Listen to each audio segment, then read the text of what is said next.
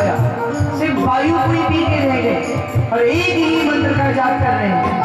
ओम नमो भगवते वासुदेवाय, ओम नमो भगवते वासुदेवाय, ओम नमो भगवते वासुदेवाय, ओम नमो भगवते वासुदेवाय, ओम नमो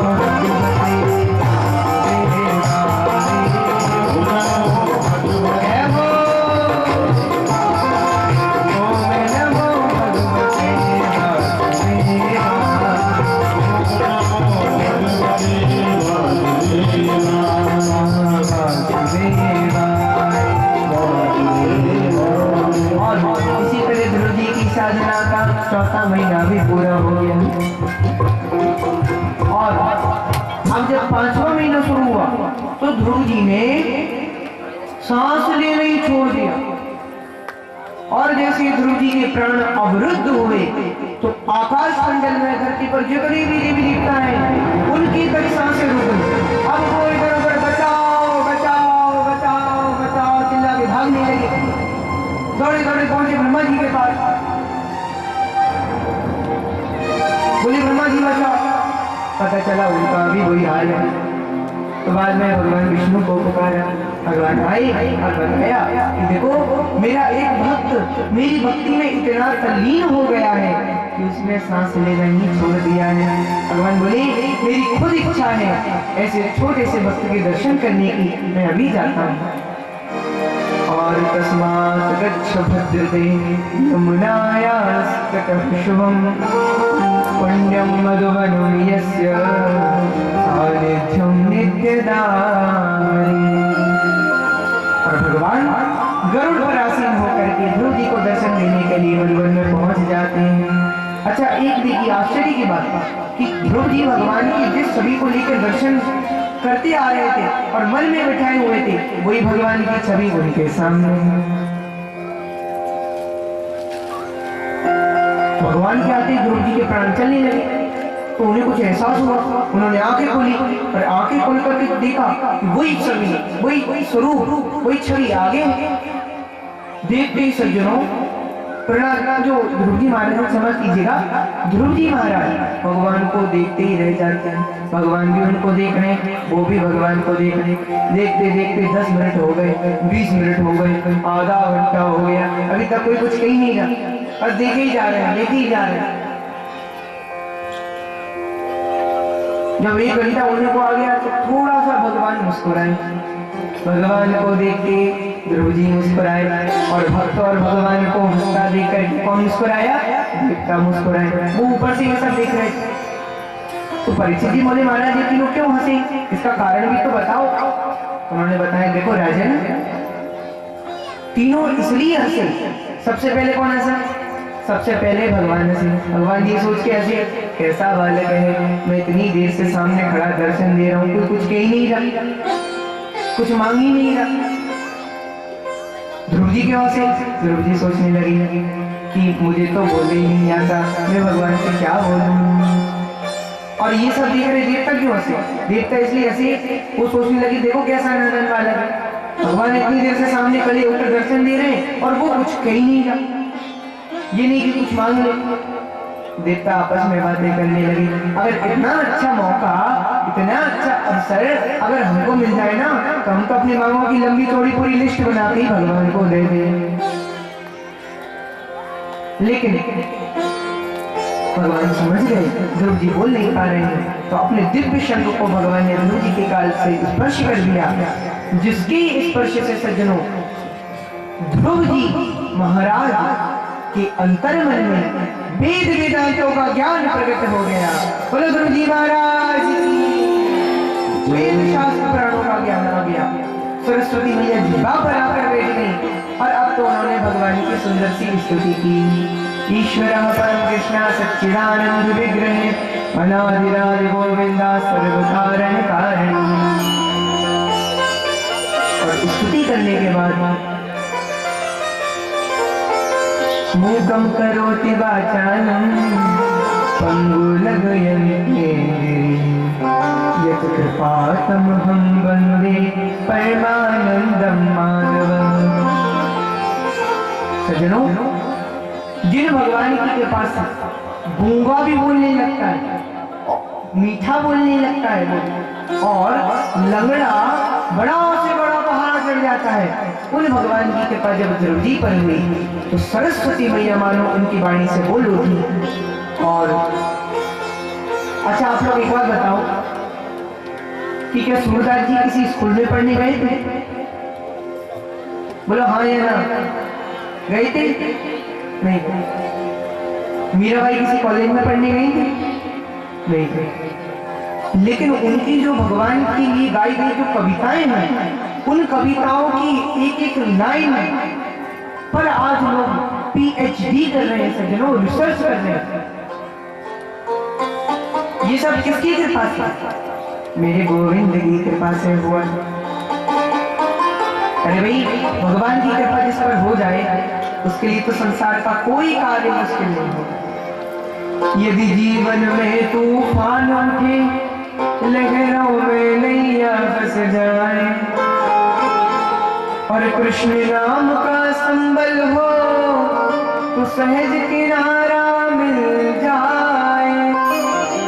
भगवान के सच्चे भक्तों को पल पल पे सहारा मिलता है। जिस ओर चले, जिस ओर बढ़े, उस ओर किनारा मिलता है, उस ओर किनारा। तो भैया ध्रुव जी महाराज ने भगवान से कहा, प्रभु अब तो आप ऐसी कृपा कर दो, मुझे बस आपकी भक्ति चाहिए। भगवान बोले, देखो भक्ति तो तुम्हें मिल चुकी है, लेकिन मैं जानता हूँ, मैं समझ गया कि तुम्हारी राज्य सुख भोगने की लालसा है, राजा बनने की इच्छा है। जाओ अपने राज्य में वापस लौटो और राज्य सुख भोगो, मेरा आशीर्वाद तुम्हारे साथ है। और ध्रुव जी इधर वापस लौटे।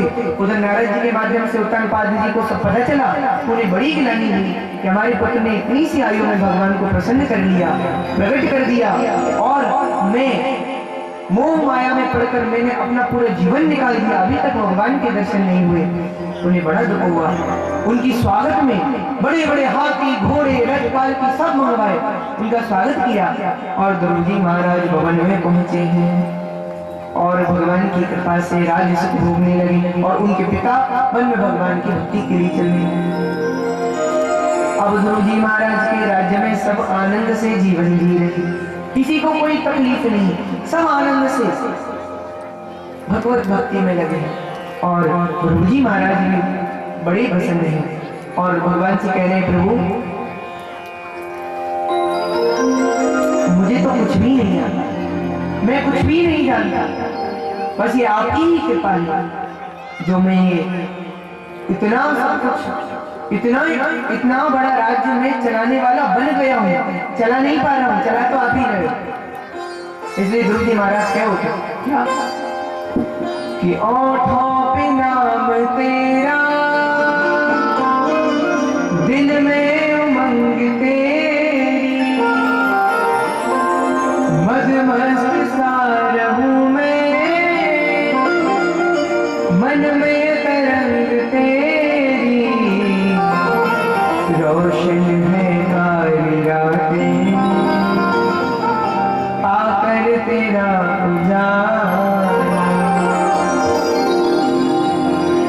क्या कह रहे हैं? आप भी मेरे साथ गाइए।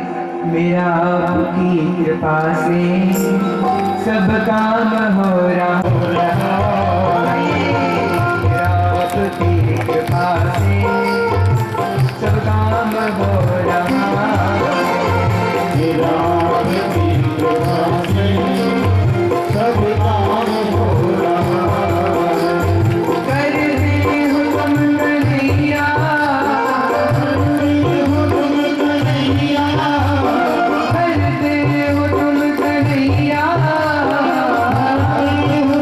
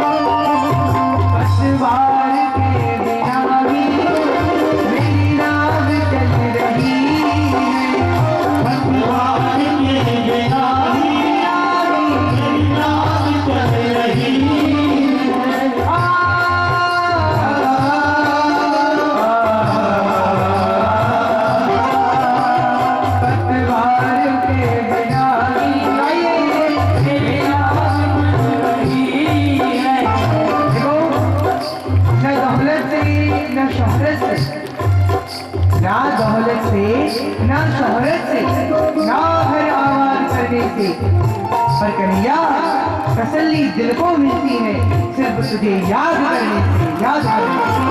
जरा हाथ उठा कर आप भी गाइए, भाग में पतवार के बिना ही मेरी राह चल रही, पतवार के बिना ही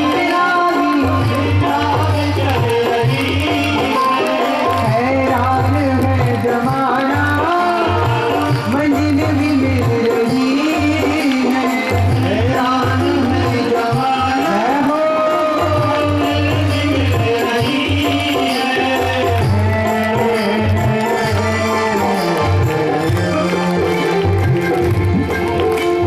करता नहीं मैं कुछ भी मोहन,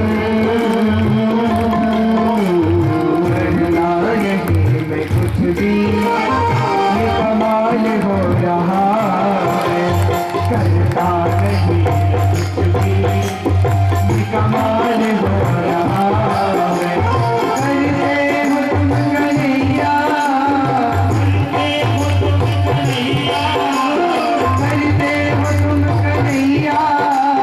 करते हो तुम कन्हैया, मेरा नाम हो रहा है, मेरा आपकी कृपा से काम हो रहा है, मेरा आपकी कृपा से सब काम हो रहा है। देखिए सज्जनों, प्यारी प्यारी माताओं बहनों, बताओ आपको एक बात बताऊं, ताली बजाने से हमारे भाग्य में जो उल्टी रेखाएं होती है ना वो सीधी हो जाती है,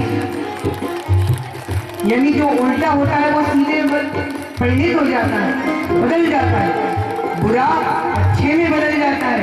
इसलिए भैया जिसको अपनी किस्मत को खोलना हो वो हाथ उठा के बता दो, किस किस को खोलना है, सबको खोलना है, तो दोनों हाथ उठाइए और जोरदार ताली के साथ घूमते हुए हरि बोल, तालियों की ताकत से, हरि बोल।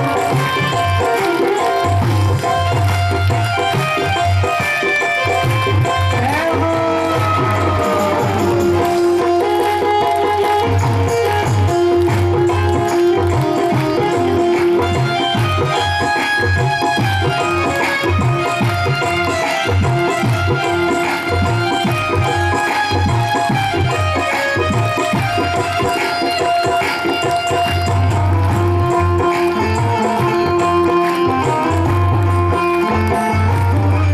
साथ हो जो मेरे किस चीज की कमी है, साथ हो जो मेरे किस चीज की कमी है,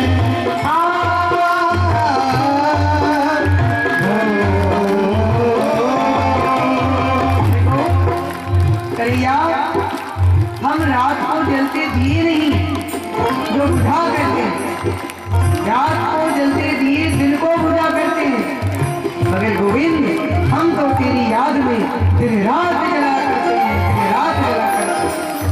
तुम साथ हो जो मेरे किस चीज की कमी, साथ हो जो मेरे किस चीज की कमी, किसी और चीज की अब परवाह भी नहीं, किसी और चीज की अब परवाह भी नहीं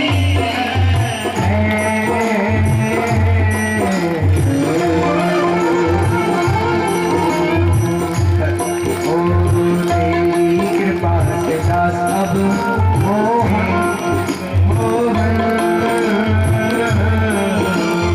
तेरी कृपा से दास अब खुशहाल हो रहा है,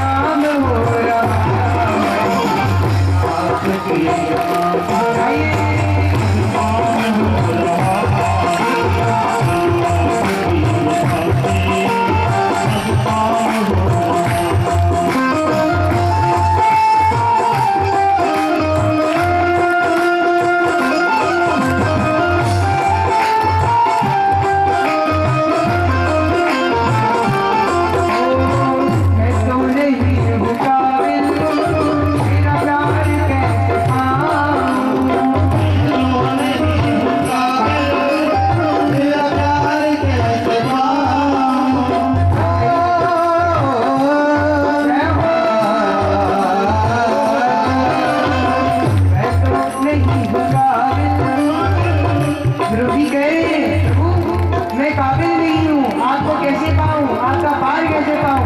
मैं तो नहीं हूँ काबिल, मेरा पार कैसे पाऊँ। तो नहीं हूँ काबिल, तेरा पार कैसे पाऊं। गोविंद, जो धूप आने पर चले जाएंगे, इसलिए दिखा दो बस अपनी एक झलक, वरना हम मरकर भी वापस आएंगे, मरकर भी वापस आएंगे।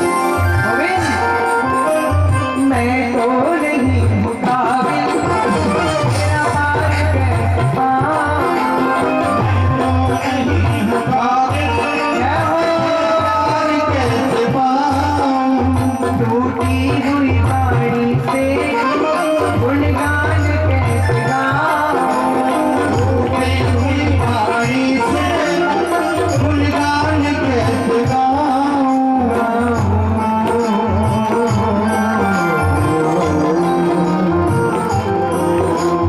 तेरी प्रेरणा से मोहन, तेरी प्रेरणा से। अब जिसे अपनी किस्मत को खोलना है, दोनों हाथ उठाइए और मेरे साथ जोरदार ताली के साथ, ये कमाल हो रहा है। तेरी प्रेरणा से ये कमाल हो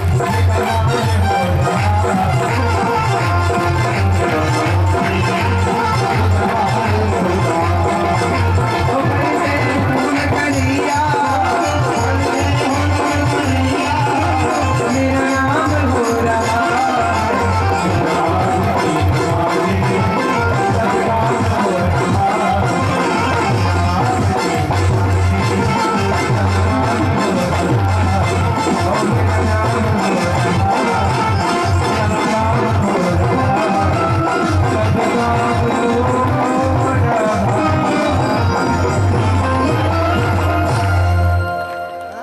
मेरा आपकी कृपा से सबका हो रहा। वृंदावन बिहारी लाल की, राधा रानी सरकार की, श्रीमद् भागवत महापुराण की।